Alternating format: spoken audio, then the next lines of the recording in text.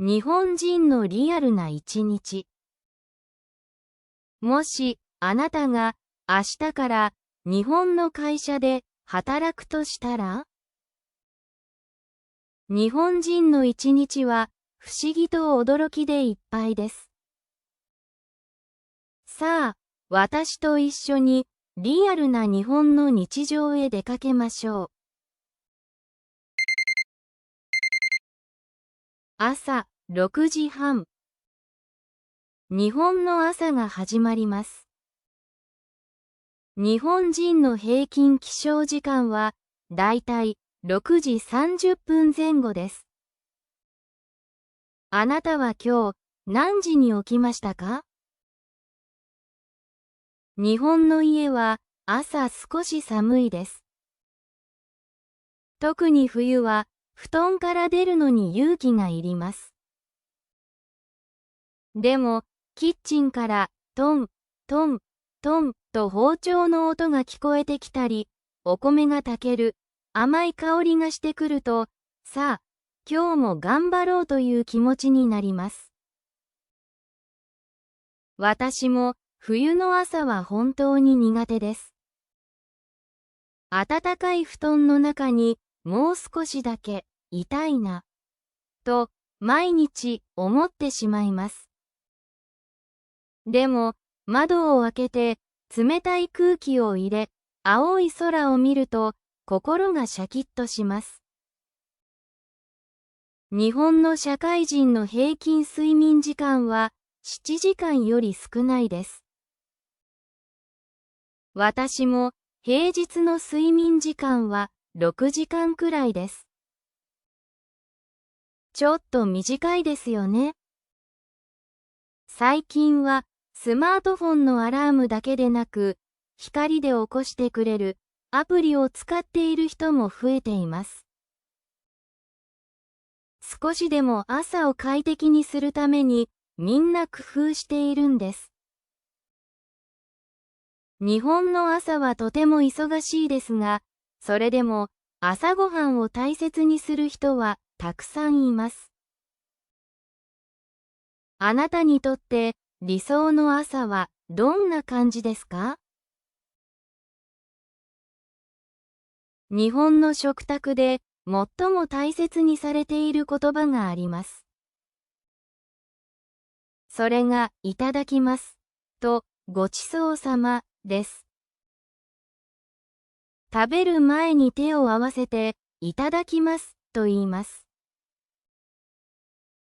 これは料理を作ってくれた人へ感謝を伝えるだけではありません。日本では肉や魚、野菜、そしてお米の一粒一粒にも命があると考えます。いただきますという言葉には、あなたの命を私の命のためにいただきますという深い感謝が込められているんですね。おじいちゃんやおばあちゃんはよくこう言います。お米一粒には7人の神様がいるんだよ。だから一粒も残してはいけません。と。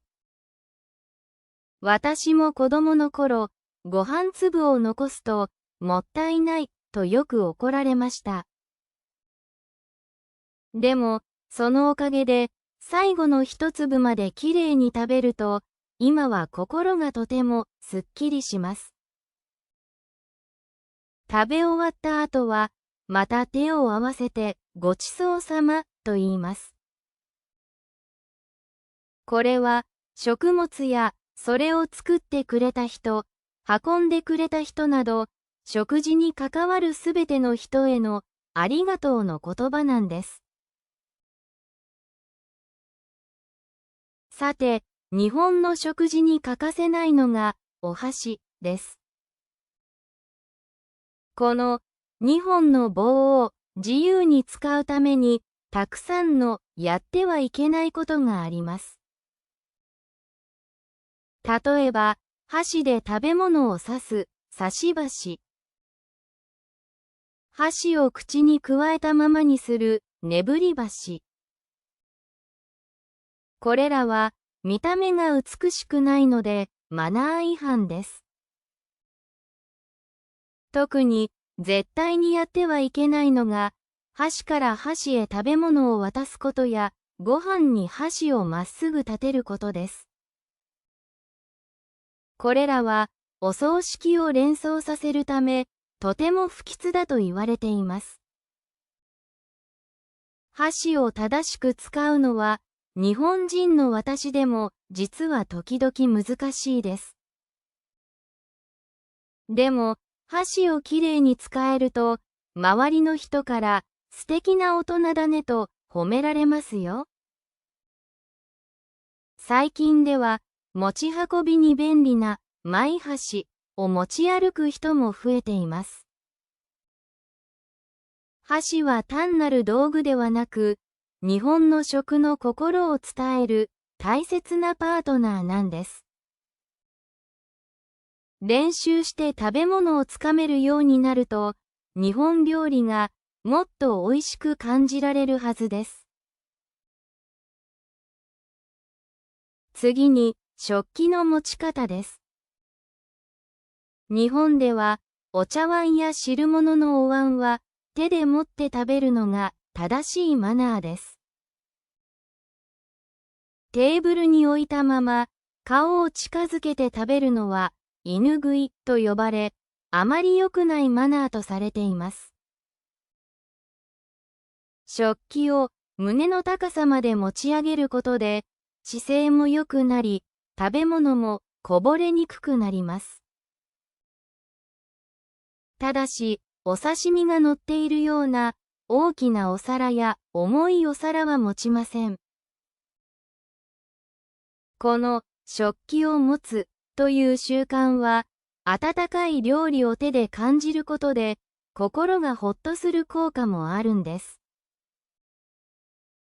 木の器の優しい手触りや、お味噌汁の温かさを直接感じることで、より美味しく感じられる気がします。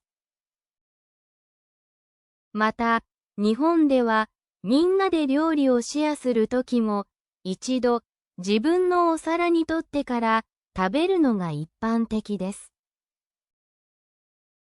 直接、大きな皿から食べるのは、マナー違反になるので、気をつけてくださいね。こうした細かなルールは、一緒に食べる相手への思いやりから生まれているんです。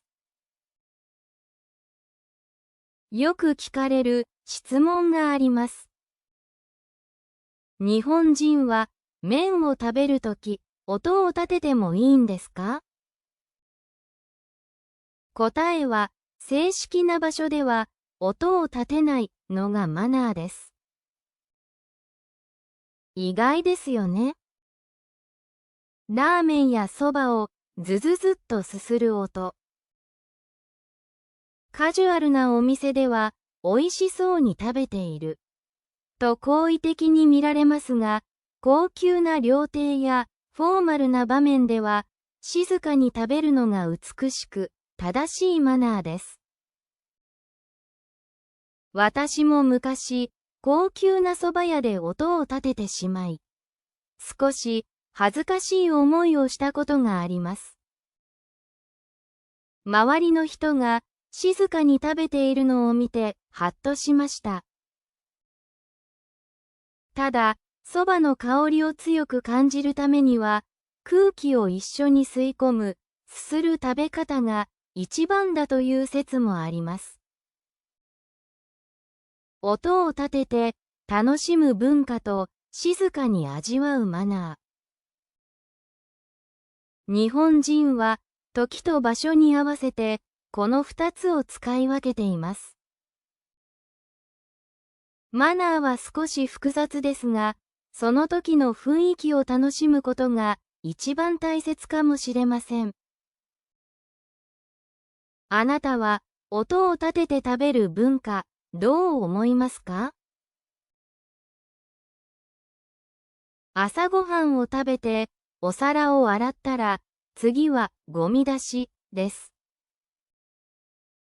日本の生活であなたが一番最初に驚くこと、それは分別の細かさかもしれません。燃えるゴミ、燃えないゴミプラスチック、ペットボトル、瓶、缶、古紙。地域によっては、なんと20種類以上に分ける場所もあるんです。ペットボトル一つ出すのにも、キャップを外し、ラベルを剥がし、中を洗ってから捨てます。そこまでやるの？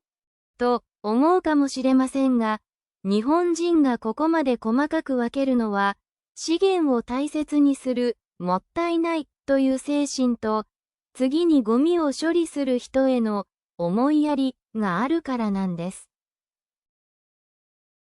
ゴミ収集車が来る時間は決まっているので、寝坊すると大変です。私も朝、慌ててゴミを出しに行くことがよくあります。ルールを守らないと違反シールを貼られて近所の人にバレてしまうことも。ちょっと厳しいですが、街がいつもきれいなのは一人一人のこの小さな努力のおかげなんですよ。さあ、仕事に行く準備ができました。でも、その前に、玄関を見てください。日本では、家の中と外をはっきりと分ける、内と外という考え方があります。家に入るとき、私たちは必ず玄関で靴を脱ぎます。外の汚れを家の中に入れないため、つまり家を清潔に保つための知恵です。脱いだ靴はバラバラには置きません。かかとを合わせ、つま先を外へ向けて揃えます。こうすれば次に履くときにスムーズですよね。もう一つ大切なことがあります。和室に入るときはスリッパも脱がなければなりません。また、畳の縁やドアの下の敷居を踏んではいけません。畳の縁は家紋が入っていることもあり、そこを踏むのは失礼だとされていたんです。それだけでなく、忍者が床下から刀で刺してくるかもしれないから、身を守るために踏まないという侍の時代の名残だという説もあるんですよ。面白いですよね。玄関を出て駅へ歩き出すと気づくことがあります。どうして日本の道にはゴミ箱が少ないのにゴミが落ちていないんだろう。日本の街がきれいなのは法律が厳しいからだけではありません。多くの日本人が自分の街を汚したくないと思っています。ボランティアの人が朝早くから掃除をしていたり、お店の人が自分の店の前を毎日掃除していたりします。タバコについても厳しいです。歩きタバコは多くの場所で禁止されており、罰金を払うこともあります。最近では自分のゴミを家まで持ち帰るための袋を常に持ち歩いている人もいます。ポイ捨てをする人は限りなく少ないです。なぜなら、きれいな道でゴミを捨てるのはとても恥ずかしいことだと感じるからです。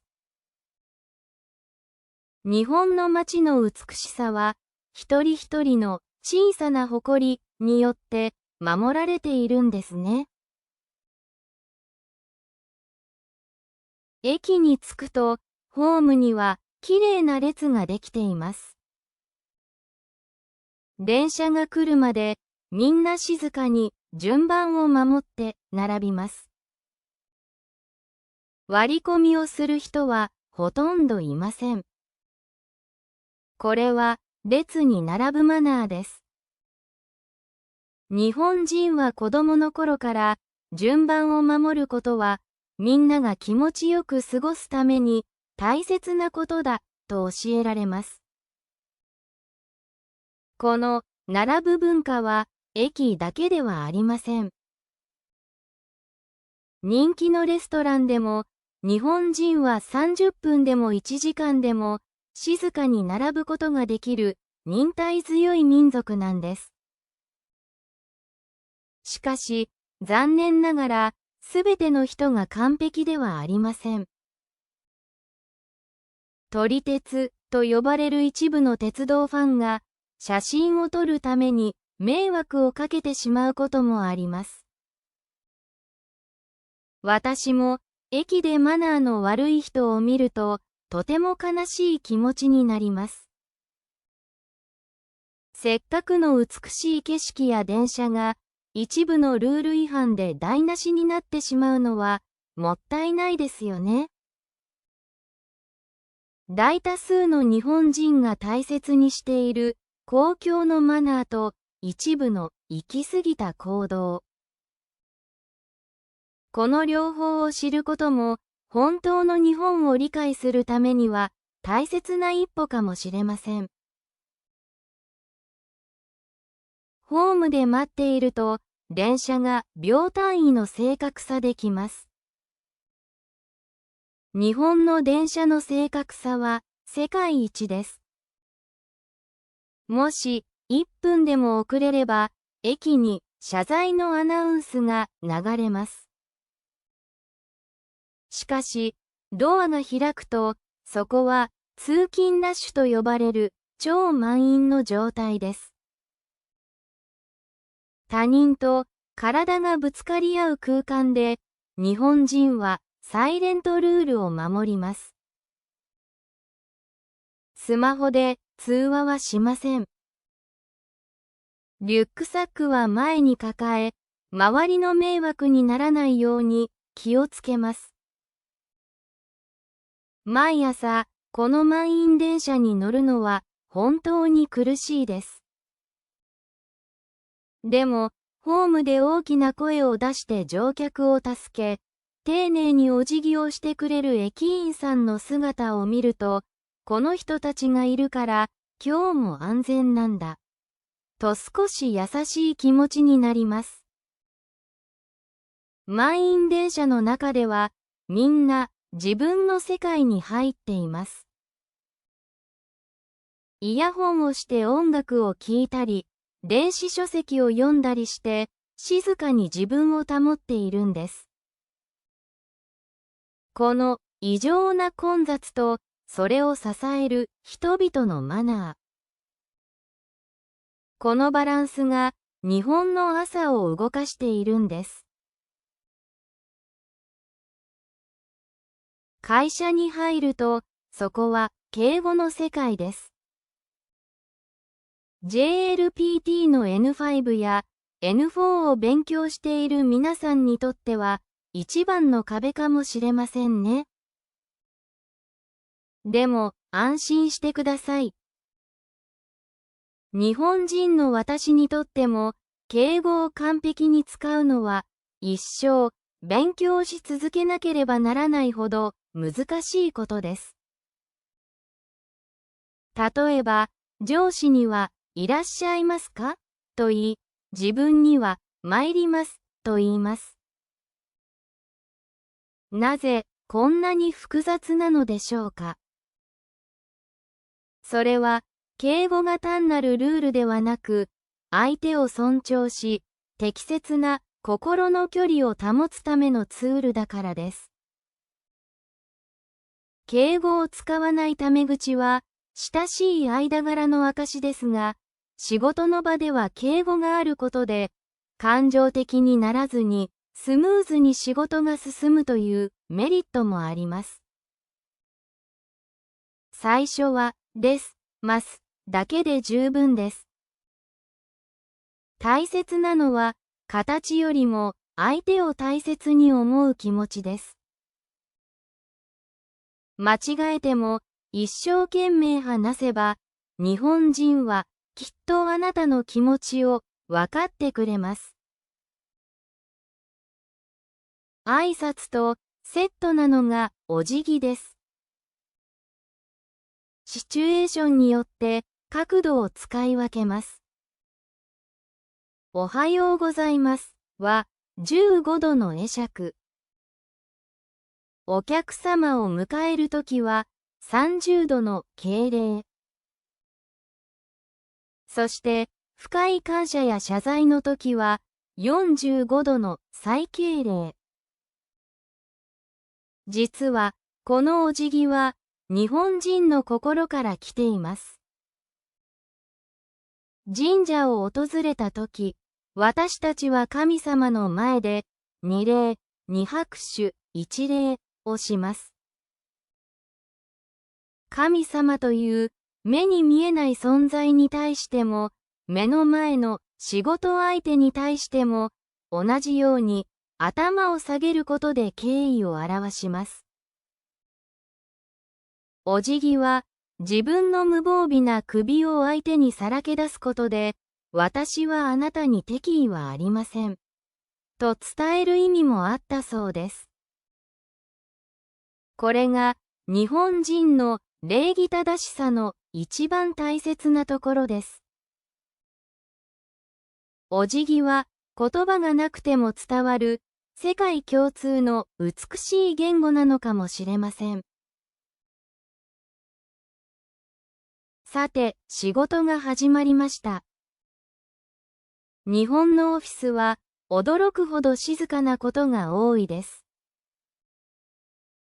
みんなが自分の仕事に集中しているためですが、実はここでも日本独特のコミュニケーションが行われています。それが相槌です。日本人は、はい、なるほど、と何度も反応を返します。これは、あなたの話を 100% 聞いていますよ、というサインです。無言のままだと、日本人は聞こえていないのかなと不安になってしまいます。この相槌が最も重要になるのが電話対応の場面です。日本のオフィスでは電話の相手が見えなくてもまるでお辞儀をするように何度も頭を下げながら、はい、と返答します。また、電話に出るときは、もしもしではなく、お世話になっております、という挨拶から始めるのがビジネスマナーです。相手が話し終えるまで、はい、承知いたしました。と適切なタイミングで、相槌を打つことで、信頼関係を築いていきます。顔が見えないからこそ、音と言葉の反応で、あなたの味方ですよ、と伝えているんですね。こうした細かな反応が、日本のスムーズなビジネスを支えています。12時になりました。日本のランチタイムは、だいたい1時間です。忙しい人の味方は、コンビニです。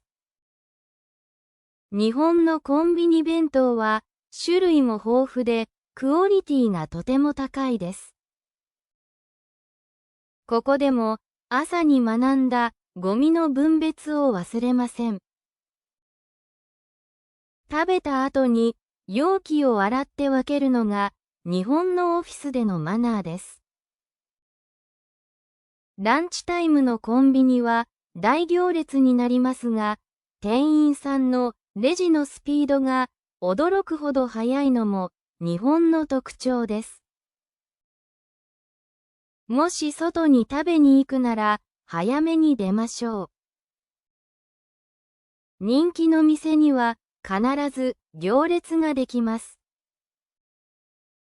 日本のランチの魅力はその安さです。定食は500円から1200円くらいで、夜よりもずっとお得です。1時間という短い時間の中で、いかに安くて美味しいものを食べるか。これは日本の会社員にとって一日の中で最も真剣なゲームのようなものかもしれません。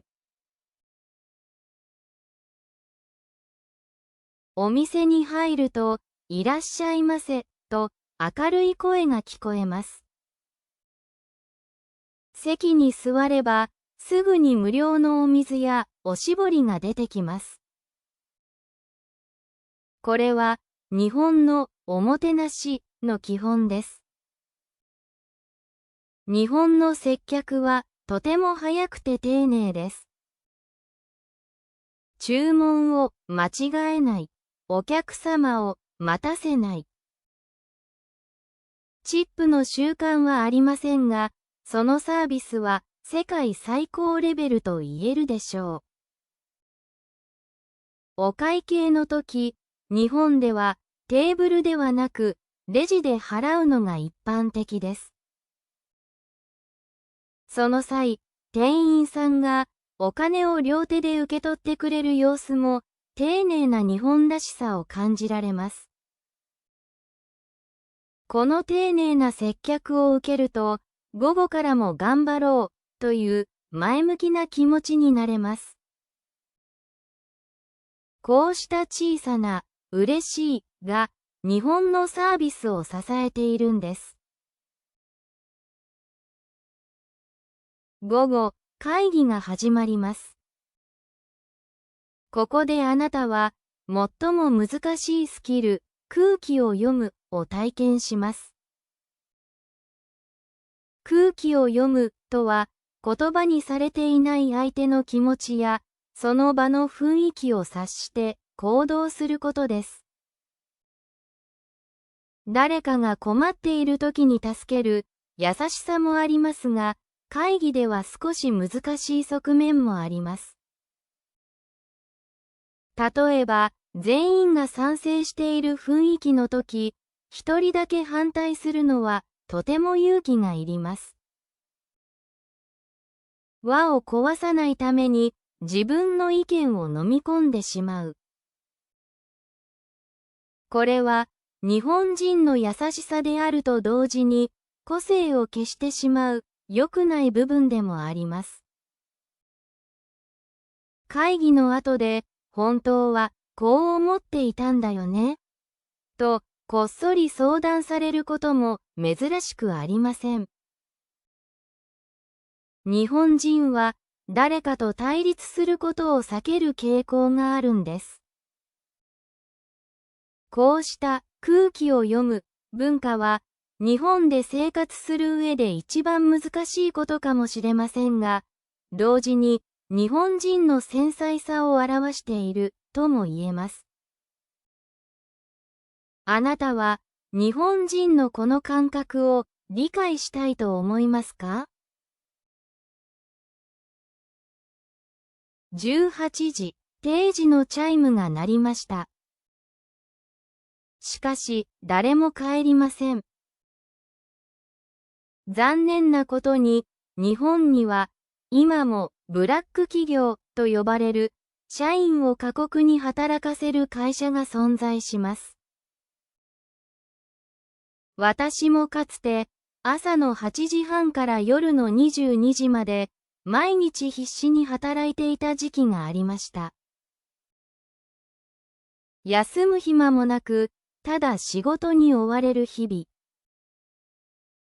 みんなが残っているから、自分だけ帰るわけにはいかない、という暗黙のルールに縛られていました。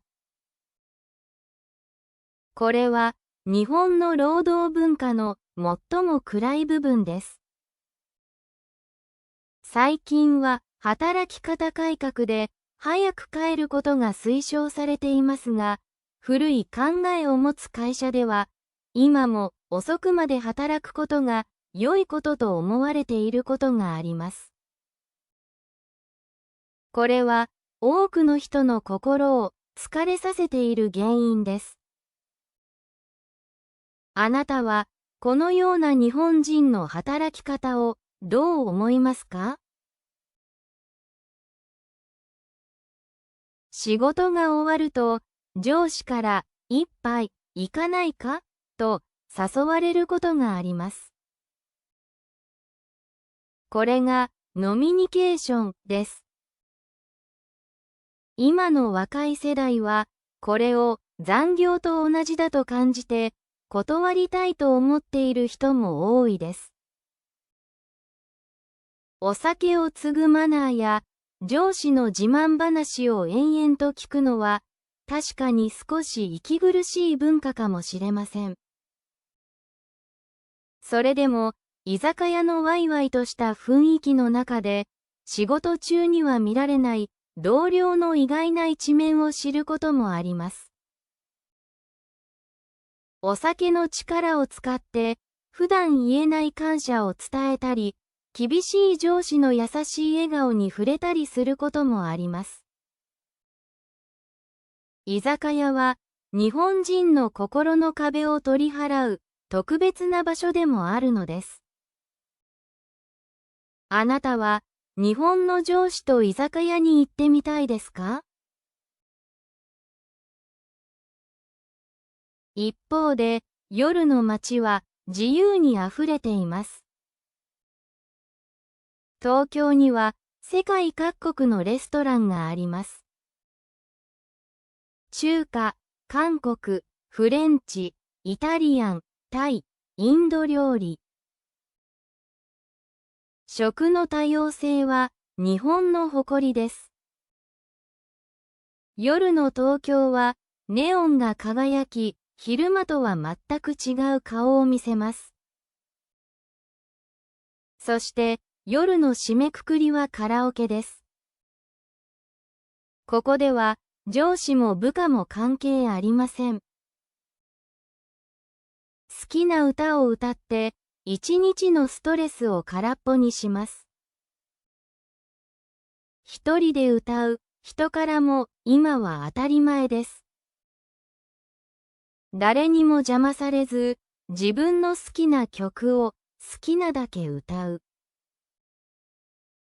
これは最高のストレス解消法なんです。この一人の時間の豊かさこそ、現代の日本人が見つけた新しい幸せの形なんです。あなたはカラオケで一番最初に何を歌いたいですか？お疲れ様でした。会社を出るときや同僚たちと別れるとき、私たちは必ずこの言葉を口にします。これは他の言語に直訳するのが難しい日本独特の美しい表現です。あなたが今日一日頑張ったことを知っていますよという相手への深い敬意とねぎらいが込められています。さようならよりもずっと温かくお互いの努力を称え合う言葉です。この一言があるだけで疲れた心がふっと温かくなります。日本人は感情をストレートに表現するのは苦手ですが、このお疲れ様の中にたくさんの優しさを込めています。一日の終わりに自分自身にも言ってあげてください。私、今日もお疲れ様。と。この魔法の言葉があるから、私たちは明日も頑張れるんです。家に着き、靴を脱いでリラックスしたら、最後はお風呂です。日本の家庭では、シャワーだけで済ませず、湯船に浸かって温まるのが一般的です。一日の疲れをお湯に流す清めの儀式です。お風呂上がりの一杯の麦茶や牛乳は日本人にとって至福の瞬間です。もしあなたが銭湯や温泉に行くならルールがあります。一番重要なのは湯船に入る前に必ず体を洗うことです。湯船はみんなで使う場所ですから清潔に保ちます。また、タオルは湯船につけないように頭の上に乗せたりします。この光景、見たことがありますよね。知らない人同士でも同じお湯に浸かれば、肩書きも年齢も関係ない裸の付き合いが始まります。ゆったりとお湯に浸かりながら、天井を見上げて大きな息をつく。これこそが、忙しい日本を生きる人々の究極の知恵であり、最高のリラックスタイムなのです。お風呂から上がってカレンダーを見ます。明日は待ちに待った休日です。日本の平日はルールが多くて少し大変ですが、だからこそ休日の自由は特別です。趣味に没頭する、掃除をする、友達と出かける。恋人と過ごすのもいいですね。いろいろな楽しみ方があります。金曜日の夜の開放感は世界共通かもしれませんね。一人の時間や大切な人と過ごす時間があるからこそ、私たちはまた一週間を走り抜けることができるのです。でも、私たちが休日を楽しめるのは、休みの日にも電車を動かし、お店を開け、街の安全を守ってくれている誰かがいるからです。そんな見えないつながりに、私はいつもありがとうと言いたくなります。最後に、私からあなたへ伝えたい言葉があります。日本人が最も好きな言葉、ありがとうです。日本人はシャイなので、愛してる、とはあまり言いませんが、その代わりに心を込めて、ありがとう、と言います。ありがとうは、漢字でこのように書きます。あることが難しい、つまり、めったにない、奇跡のようなこと、という意味です。あなたがそこにいてくれること、私と出会ってくれたこと。それは、当たり前ではなく、奇跡のような幸せなことなんだよ。そんな、深い意味が詰まっているのです。家族や親しい友人にも、言葉にしないと伝わらないからこそ、この言葉を大切にします。あなたが日本に来たら、ぜひ笑顔でありがとうございますと言ってみてください。その一言で相手の心にパッと花が咲き、あなたと日本の距離はもっと近くなるはずです。長い時間、最後まで私と一緒に過ごしてくれて、本当にありがとうございました。日本語を学ぶことは、新しい世界への扉を開き、ありがとうの心でつながることだと信じています。この動画は私にとっても挑戦でしたが、あなたの日本語が上手になりたいという気持ちに支えられて、最後まで作り上げることができました。もし、この動画があなたの心に届いたなら、ぜひ高評価をお願いします。そして、これからも一緒に旅を続けたいなら、チャンネル登録をして、ファミリーの一員になっていただけると、本当に嬉しいです。あなたの応援が、私の次の動画を作るエネルギーになります。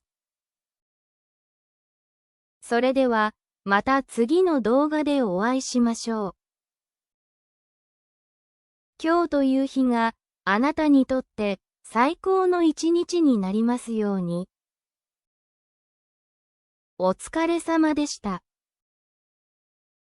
そして、ありがとうございました。次は、振り仮名なしで聞いてください。お話のスピードが少し速くなります。しっかり聞き取ってみてください。日本人のリアルな一日。もし、あなたが明日から日本の会社で働くとしたら？日本人の一日は不思議と驚きでいっぱいです。さあ、私と一緒にリアルな日本の日常へ出かけましょう。朝6時半。日本の朝が始まります。日本人の平均起床時間はだいたい6時30分前後です。あなたは今日何時に起きましたか？日本の家は朝少し寒いです。特に冬は布団から出るのに勇気がいります。でも、キッチンからトン、トン、トンと包丁の音が聞こえてきたり、お米が炊ける、甘い香りがしてくると、さあ、今日も頑張ろうという気持ちになります。私も冬の朝は本当に苦手です。暖かい布団の中にもう少しだけいたいな、と毎日思ってしまいます。でも、窓を開けて冷たい空気を入れ、青い空を見ると心がシャキッとします。日本の社会人の平均睡眠時間は7時間より少ないです。私も平日の睡眠時間は6時間くらいです。ちょっと短いですよね。最近はスマートフォンのアラームだけでなく、光で起こしてくれるアプリを使っている人も増えています。少しでも朝を快適にするためにみんな工夫しているんです。日本の朝はとても忙しいですが、それでも朝ごはんを大切にする人はたくさんいます。あなたにとって理想の朝はどんな感じですか？日本の食卓で最も大切にされている言葉があります。それがいただきますとごちそうさまです。食べる前に手を合わせていただきますと言います。これは料理を作ってくれた人へ感謝を伝えるだけではありません。日本では肉や魚、野菜、そしてお米の一粒一粒にも命があると考えます。いただきますという言葉には、あなたの命を私の命のためにいただきますという深い感謝が込められているんですね。おじいちゃんやおばあちゃんはよくこう言います。お米一粒には7人の神様がいるんだよ。だから一粒も残してはいけません。と。私も子供の頃、ご飯粒を残すともったいないとよく怒られました。でも、そのおかげで最後の一粒まできれいに食べると、今は心がとてもすっきりします。食べ終わった後は、また手を合わせてごちそうさまと言います。これは食物やそれを作ってくれた人、運んでくれた人など、食事に関わるすべての人へのありがとうの言葉なんです。さて、日本の食事に欠かせないのがお箸です。この2本の棒を自由に使うためにたくさんのやってはいけないことがあります。例えば、箸で食べ物を刺す刺し箸。箸を口にくわえたままにするねぶり箸。これらは見た目が美しくないのでマナー違反です。特に絶対にやってはいけないのが、箸から箸へ食べ物を渡すことや、ご飯に箸をまっすぐ立てることです。これらはお葬式を連想させるため、とても不吉だと言われています。箸を正しく使うのは、日本人の私でも実は時々難しいです。でも、箸をきれいに使えると、周りの人から素敵な大人だねと褒められますよ。最近では持ち運びに便利なマイ箸を持ち歩く人も増えています。箸は単なる道具ではなく、日本の食の心を伝える大切なパートナーなんです。練習して食べ物をつかめるようになると、日本料理がもっと美味しく感じられるはずです。次に、食器の持ち方です。日本では、お茶碗や汁物のお椀は手で持って食べるのが正しいマナーです。テーブルに置いたまま、顔を近づけて食べるのは、犬食いと呼ばれ、あまり良くないマナーとされています。食器を胸の高さまで持ち上げることで、姿勢も良くなり、食べ物もこぼれにくくなります。ただし、お刺身が乗っているような大きなお皿や重いお皿は持ちません。この食器を持つという習慣は、温かい料理を手で感じることで、心がほっとする効果もあるんです。木の器の優しい手触りや、お味噌汁の温かさを直接感じることで、より美味しく感じられる気がします。また、日本では、みんなで料理をシェアするときも、一度自分のお皿にとってから食べるのが一般的です。直接大きな皿から食べるのはマナー違反になるので気をつけてくださいね。こうした細かなルールは一緒に食べる相手への思いやりから生まれているんです。よく聞かれる質問があります。日本人は麺を食べるとき、音を立ててもいいんですか？答えは、正式な場所では音を立てないのがマナーです。意外ですよね。ラーメンやそばをズズズッとすする音。カジュアルなお店では美味しそうに食べていると好意的に見られますが、高級な料亭やフォーマルな場面では静かに食べるのが美しく正しいマナーです。私も昔、高級な蕎麦屋で音を立ててしまい、少し恥ずかしい思いをしたことがあります。周りの人が静かに食べているのを見てハッとしました。ただ、蕎麦の香りを強く感じるためには、空気を一緒に吸い込む、すする食べ方が一番だという説もあります。音を立てて楽しむ文化と静かに味わうマナー。日本人は時と場所に合わせてこの2つを使い分けています。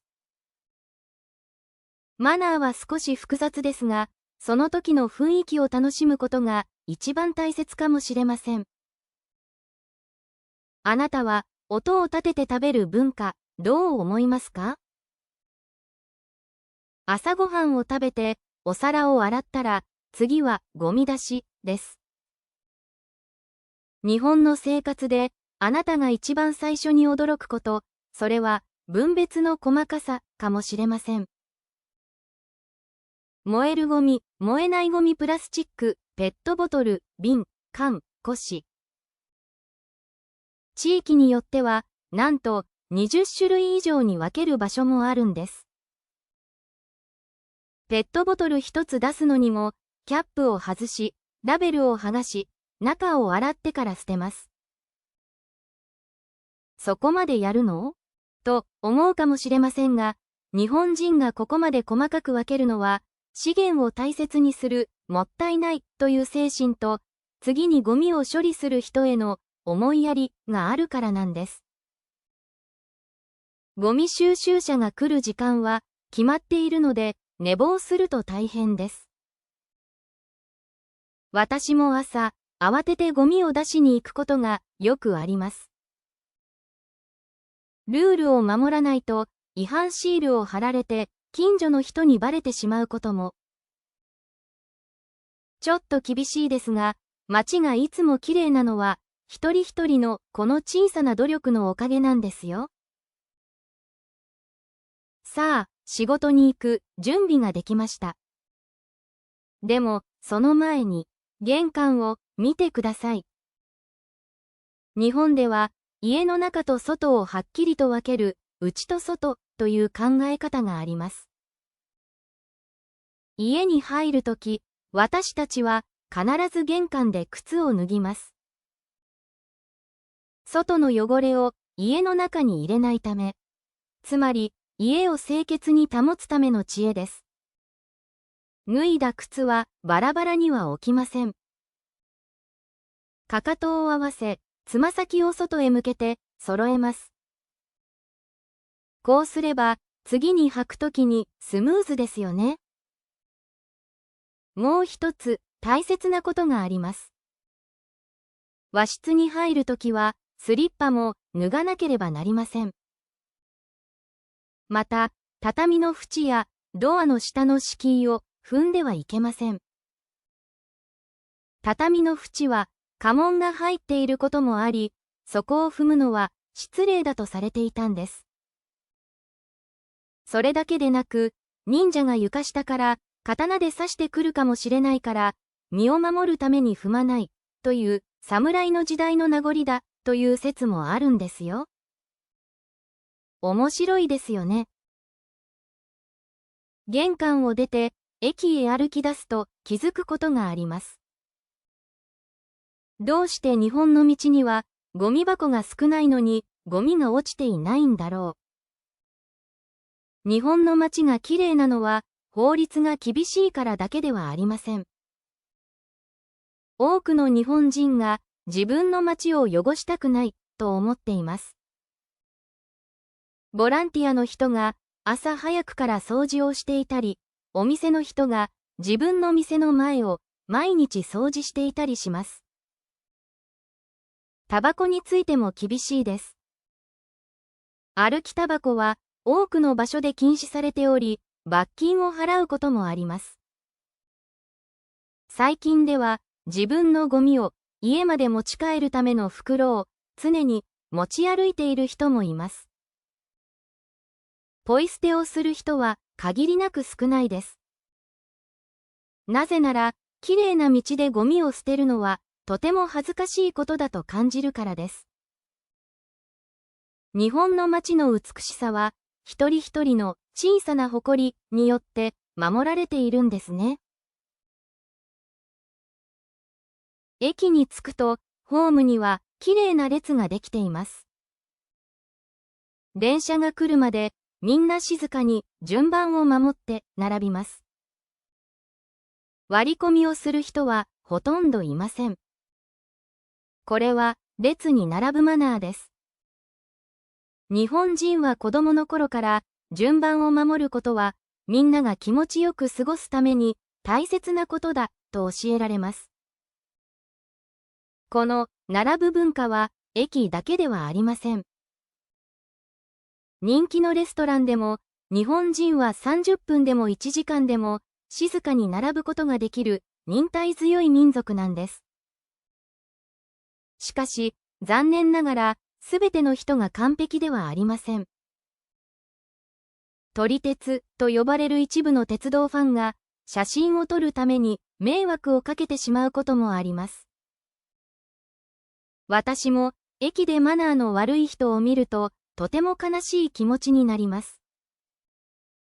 せっかくの美しい景色や電車が一部のルール違反で台無しになってしまうのはもったいないですよね。大多数の日本人が大切にしている公共のマナーと一部の行き過ぎた行動。この両方を知ることも本当の日本を理解するためには大切な一歩かもしれません。ホームで待っていると電車が秒単位の正確さで来ます。日本の電車の正確さは世界一です。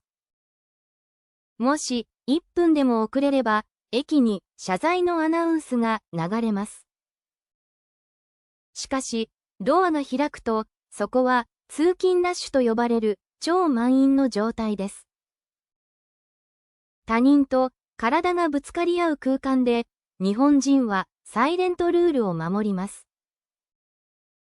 スマホで通話はしません。リュックサックは前に抱え、周りの迷惑にならないように気をつけます。毎朝、この満員電車に乗るのは本当に苦しいです。でも、ホームで大きな声を出して乗客を助け、丁寧にお辞儀をしてくれる駅員さんの姿を見ると、この人たちがいるから今日も安全なんだ。と少し優しい気持ちになります。満員電車の中ではみんな自分の世界に入っています。イヤホンをして音楽を聴いたり、電子書籍を読んだりして静かに自分を保っているんです。この異常な混雑とそれを支える人々のマナー。このバランスが日本の朝を動かしているんです。会社に入ると、そこは敬語の世界です。JLPT の N5 や N4 を勉強している皆さんにとっては一番の壁かもしれませんね。でも安心してください。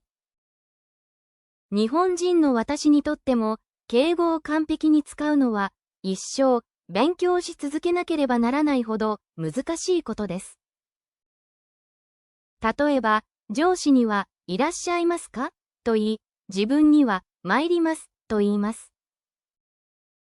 なぜ、こんなに複雑なのでしょうか。それは、敬語が単なるルールではなく、相手を尊重し、適切な心の距離を保つためのツールだからです。敬語を使わないタメ口は、親しい間柄の証ですが、仕事の場では敬語があることで、感情的にならずにスムーズに仕事が進むというメリットもあります。最初は、です、ます、だけで十分です。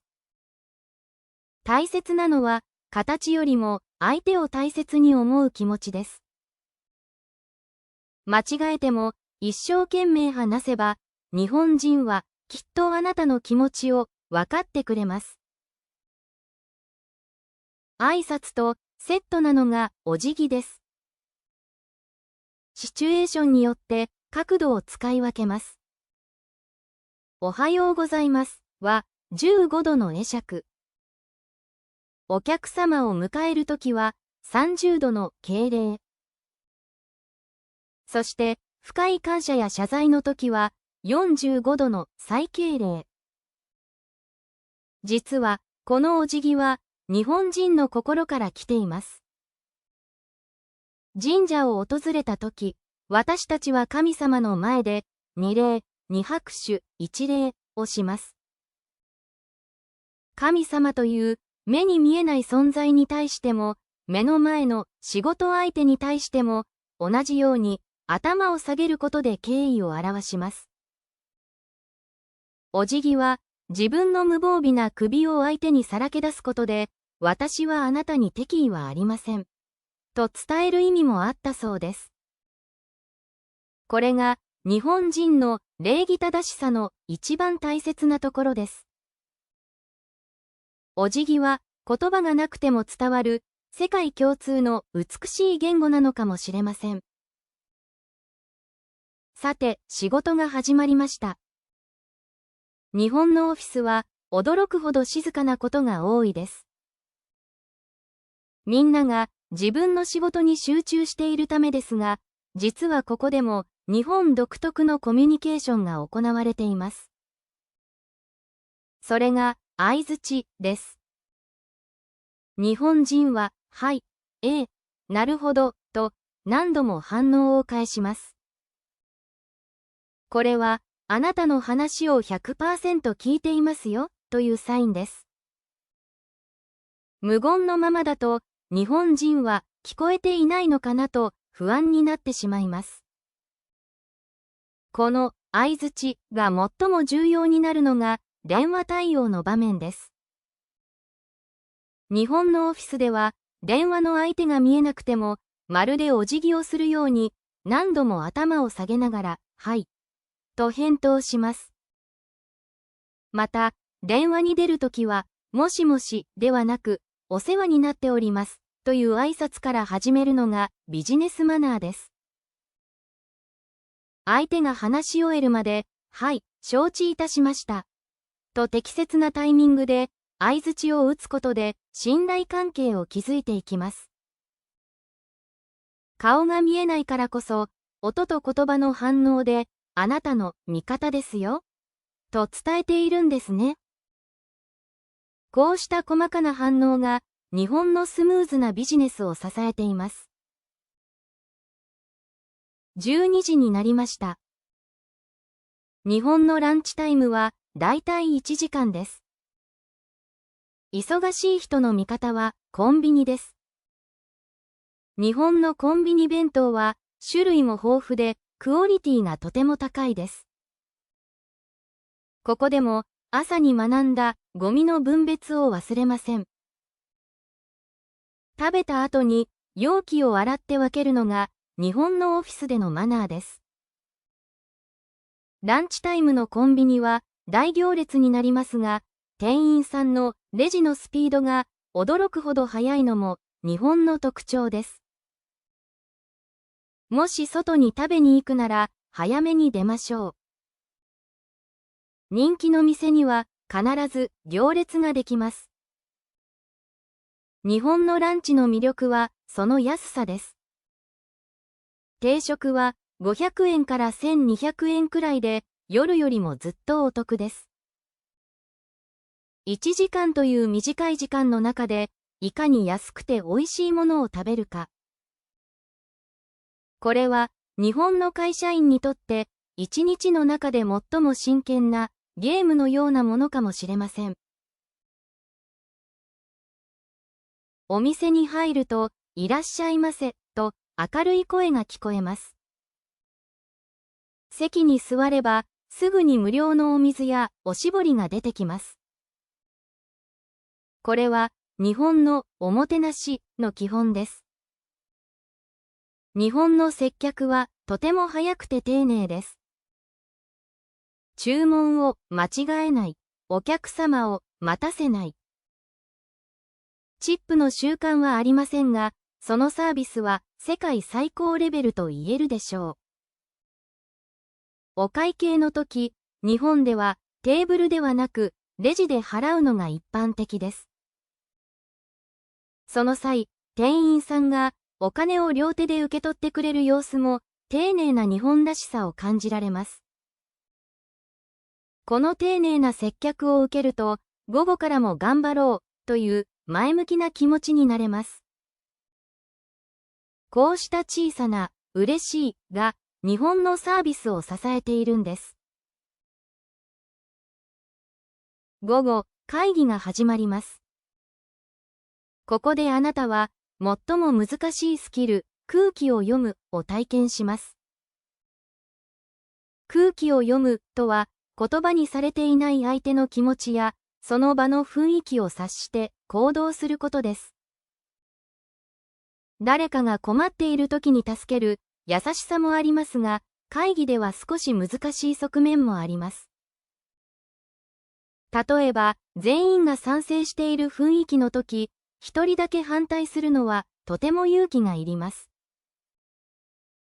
輪を壊さないために自分の意見を飲み込んでしまう。これは日本人の優しさであると同時に個性を消してしまう良くない部分でもあります。会議の後で、本当はこう思っていたんだよね。と、こっそり相談されることも珍しくありません。日本人は誰かと対立することを避ける傾向があるんです。こうした空気を読む文化は日本で生活する上で一番難しいことかもしれませんが、同時に日本人の繊細さを表しているとも言えます。あなたは日本人のこの感覚を理解したいと思いますか？18時、定時のチャイムが鳴りました。しかし、誰も帰りません。残念なことに、日本には、今もブラック企業と呼ばれる、社員を過酷に働かせる会社が存在します。私もかつて、朝の8時半から夜の22時まで、毎日必死に働いていた時期がありました。休む暇もなく、ただ仕事に追われる日々。みんなが残っているから自分だけ帰るわけにはいかないという暗黙のルールに縛られていました。これは日本の労働文化の最も暗い部分です。最近は働き方改革で早く帰ることが推奨されていますが、古い考えを持つ会社では今も遅くまで働くことが良いことと思われていることがあります。これは多くの人の心を疲れさせている原因です。あなたはこのような日本人の働き方をどう思いますか？仕事が終わると上司から一杯行かないかと誘われることがあります。これがノミニケーションです。今の若い世代はこれを残業と同じだと感じて断りたいと思っている人も多いです。お酒を継ぐマナーや上司の自慢話を延々と聞くのは確かに少し息苦しい文化かもしれません。それでも居酒屋のワイワイとした雰囲気の中で仕事中には見られない同僚の意外な一面を知ることもあります。お酒の力を使って普段言えない感謝を伝えたり、厳しい上司の優しい笑顔に触れたりすることもあります。居酒屋は日本人の心の壁を取り払う特別な場所でもあるのです。あなたは日本の上司と居酒屋に行ってみたいですか？一方で夜の街は自由にあふれています。東京には世界各国のレストランがあります。中華、韓国、フレンチ、イタリアン、タイ、インド料理。食の多様性は日本の誇りです。夜の東京はネオンが輝き、昼間とは全く違う顔を見せます。そして夜の締めくくりはカラオケです。ここでは上司も部下も関係ありません。好きな歌を歌って一日のストレスを空っぽにします。一人で歌う人からも今は当たり前です。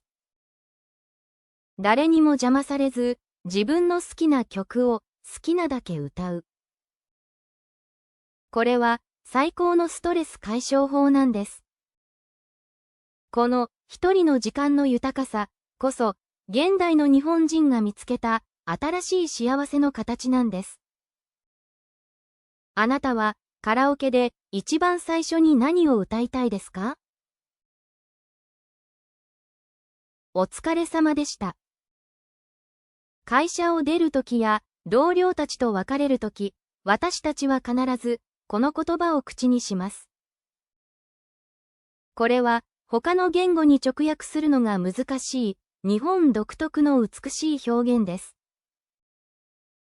あなたが今日一日頑張ったことを知っていますよという相手への深い敬意とねぎらいが込められています。さようならよりもずっと温かくお互いの努力を称え合う言葉です。この一言があるだけで、疲れた心がふっと温かくなります。日本人は、感情をストレートに表現するのは苦手ですが、この、お疲れ様の中に、たくさんの優しさを込めています。一日の終わりに、自分自身にも言ってあげてください。私、今日もお疲れ様。と。この魔法の言葉があるから、私たちは明日も頑張れるんです。家に着き、靴を脱いでリラックスしたら、最後はお風呂です。日本の家庭では、シャワーだけで済ませず、湯船に浸かって温まるのが一般的です。一日の疲れをお湯に流す、清めの儀式です。お風呂上がりの一杯の麦茶や牛乳は日本人にとって至福の瞬間です。もしあなたが銭湯や温泉に行くならルールがあります。一番重要なのは湯船に入る前に必ず体を洗うことです。湯船はみんなで使う場所ですから清潔に保ちます。また、タオルは湯船につけないように頭の上に乗せたりします。この光景、見たことがありますよね。知らない人同士でも同じお湯に浸かれば、肩書きも年齢も関係ない裸の付き合いが始まります。ゆったりとお湯に浸かりながら、天井を見上げて大きな息をつく。これこそが、忙しい日本を生きる人々の究極の知恵であり、最高のリラックスタイムなのです。お風呂から上がってカレンダーを見ます。明日は待ちに待った休日です。日本の平日はルールが多くて少し大変ですが、だからこそ休日の自由は特別です。趣味に没頭する、掃除をする、友達と出かける。恋人と過ごすのもいいですね。いろいろな楽しみ方があります。金曜日の夜の開放感は世界共通かもしれませんね。一人の時間や大切な人と過ごす時間があるからこそ、私たちはまた一週間を走り抜けることができるのです。でも、私たちが休日を楽しめるのは、休みの日にも電車を動かし、お店を開け、街の安全を守ってくれている誰かがいるからです。そんな見えないつながりに、私はいつもありがとうと言いたくなります。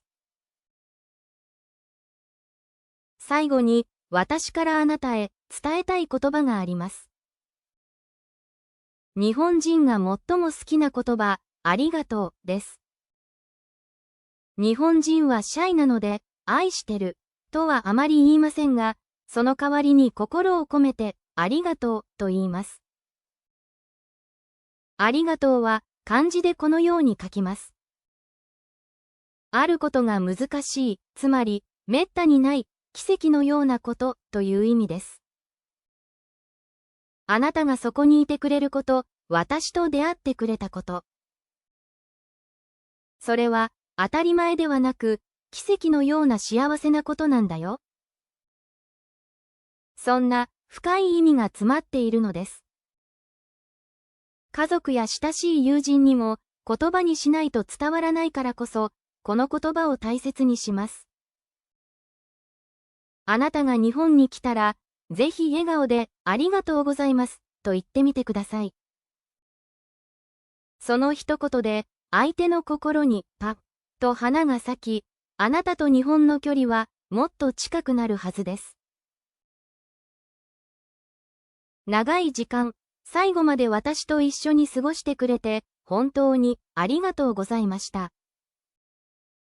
日本語を学ぶことは新しい世界への扉を開き、ありがとうの心でつながることだと信じています。この動画は私にとっても挑戦でしたが、あなたの日本語が上手になりたいという気持ちに支えられて、最後まで作り上げることができました。もし、この動画があなたの心に届いたなら、ぜひ高評価をお願いします。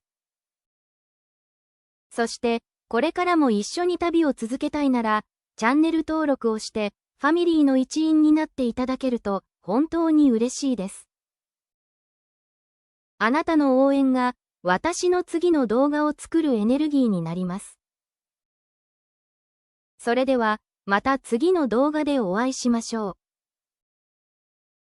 今日という日が、あなたにとって最高の一日になりますように。お疲れ様でした。